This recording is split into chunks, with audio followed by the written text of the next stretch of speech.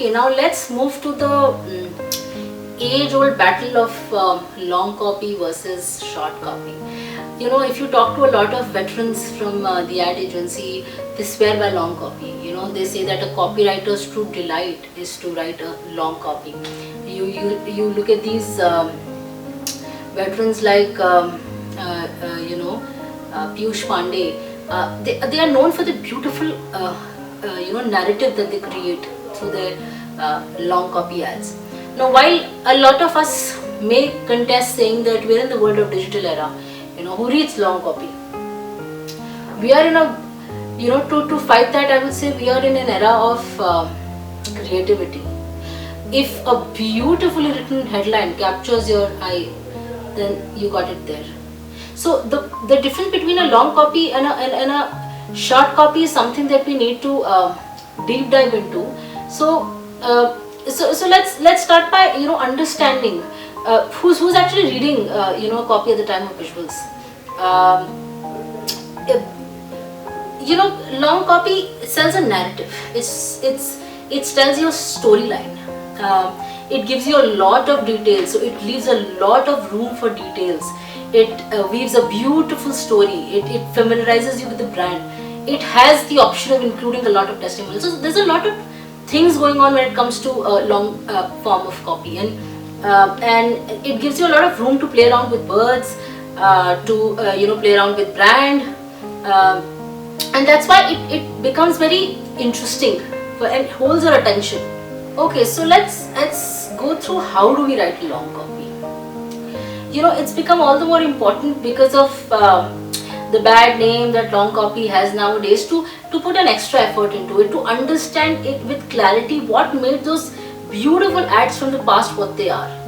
The first thing is headline. Headline is of utmost importance. If you look at any ad, even long copy or short copy, headline plays a pivotal role. You read it and you just know that you have to go for it. There was a beautiful ad which said that, are you planning your wife's murder? Now this ad was about life insurance, and that headline is supposed to strike you, and it does strike you. The first time I read it struck me to a point where I did want to, and it's a very long ad. If you guys go through it, you will realize it's a very long ad, and you realize that it gives you that curious angle to go ahead with. Hence headlines are very important. And the other thing is, just because it's long copy, it doesn't mean irrelevant content. You don't have to put all the details in the world. In fact, a lot of people say, acha, it's easier to write long form copy because there's so much to write, so you don't have to cut your words. That's completely untrue. Long copy makes it much more difficult for you to craft. Why? Because you tend to go overboard with beating around the bush. You tend to go overboard with romancing with the words. You tend to go overboard with putting information that's not necessary. It takes a lot of attempts for you to have a long copy which is crisp in nature and which is relevant in nature. Again, one more thing that's very important is including emotional triggers. And those emotional triggers can be anything. It can be something that makes you extremely happy, something that makes you anxious, something that gives you fear, something that gives you a lot of anxiety. Any kind of an emotional trigger makes the consumer read it till the end. That's your cue. That's where you have to hit them hard.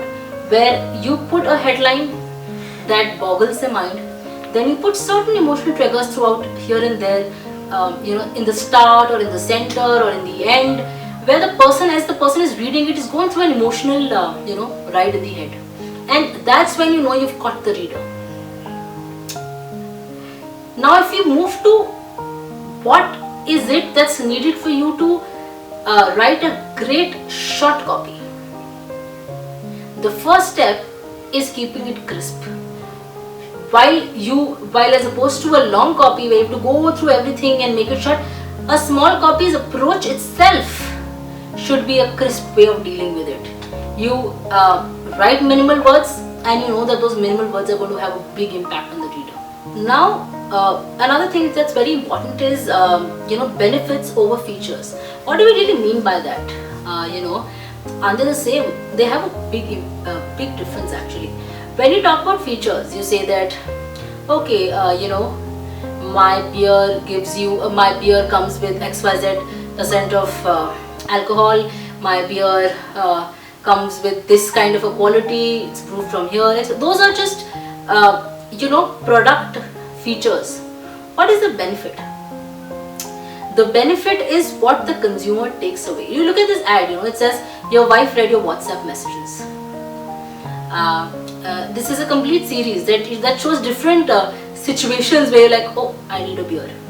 It creates a need in your head, and that need is what the copy does. The copy creates a need in your head with the benefits it puts out. That is why it's so important.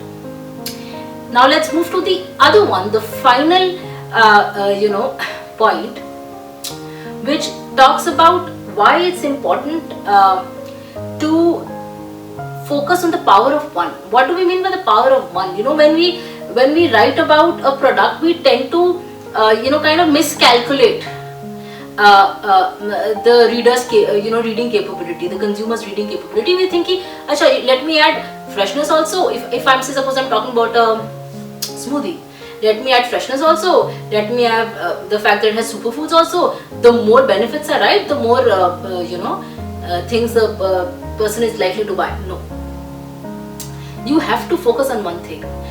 The other things can come in other ads maybe, but one ad should focus on one big USP, which you of course cover with a beautiful benefit. So when you talk about freshness, you talk about the freshness it adds to your life. You see these Nescafe ads, they make it very clear. They talk about the kick that you get in the morning. A coffee has many other roles. It can talk about giving you your freshness back in the evening, keeping you awake when you have to work on something late. But they focus on one thing in one ad, which is exactly why when the person is looking at a Nescafe and when the person needs a kick in the morning, he has a very clear brand in his or her head, which is Nescafe. So these are certain pointers that you can keep in mind when you are sitting there and writing that copy, because it will help you not just of course focus on craft, but also focus on the kind of product, the kind of category and the kind of brand that you're focusing on.